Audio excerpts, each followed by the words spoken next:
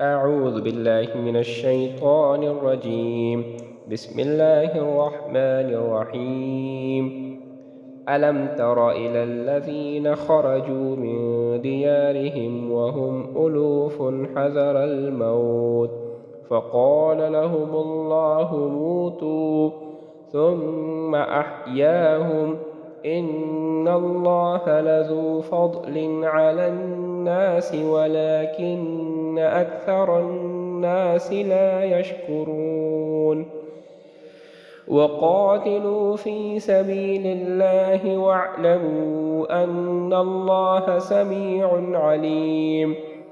من ذا الذي يقرض الله قرضا حسنا فيضاعفه له أضعافا كثيرة والله يقبض ويبسط وإليه ترجعون.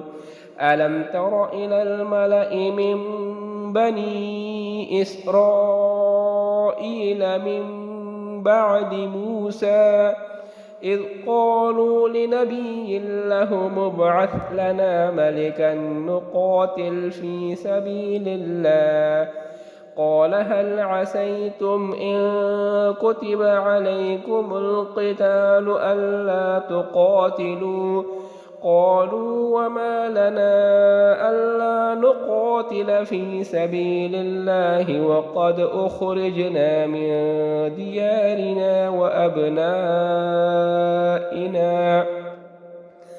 فلما كتب عليهم القتال تولوا إلا قليلا منهم والله عليم بالظالمين. وقال لهم نبيهم إن الله قد بعث لكم طالوت ملكا قالوا أنى يكون له الملك علينا ونحن أحق بالملك منه ولم يؤت سعة من المال قال إن الله اصطفاه عليكم وزاده بسطة في العلم والجسم والله يؤتي ملكه من يشاء والله واسع عليم.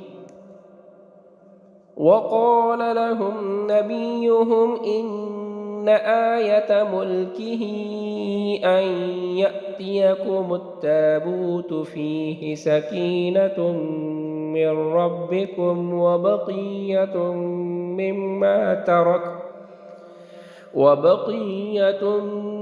مما ترك آل موسى وآل هارون تحمله الملائكة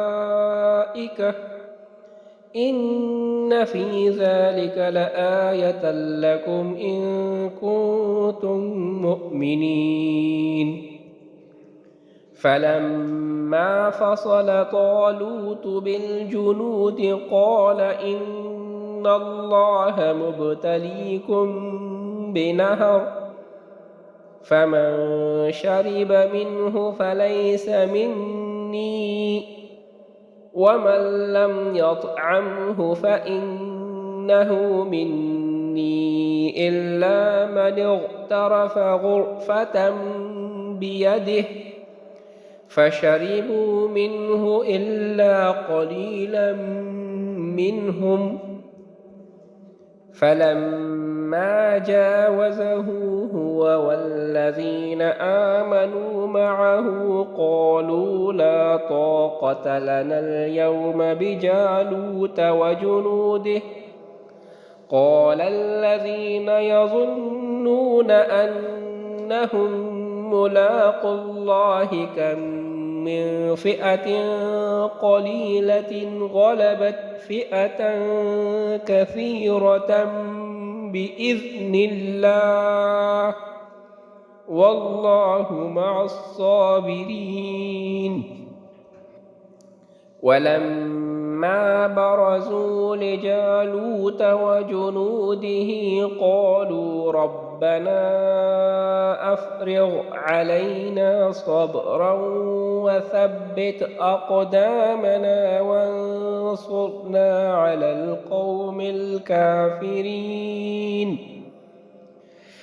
فهزموهم بإذن الله وقتل داود جالوت وآتاه الله الملك والحكمة وعلمه مما يشاء ولولا دفع الله الناس بعضهم ببعض لفسدت الأرض ولكن الله ذو فضل على العالمين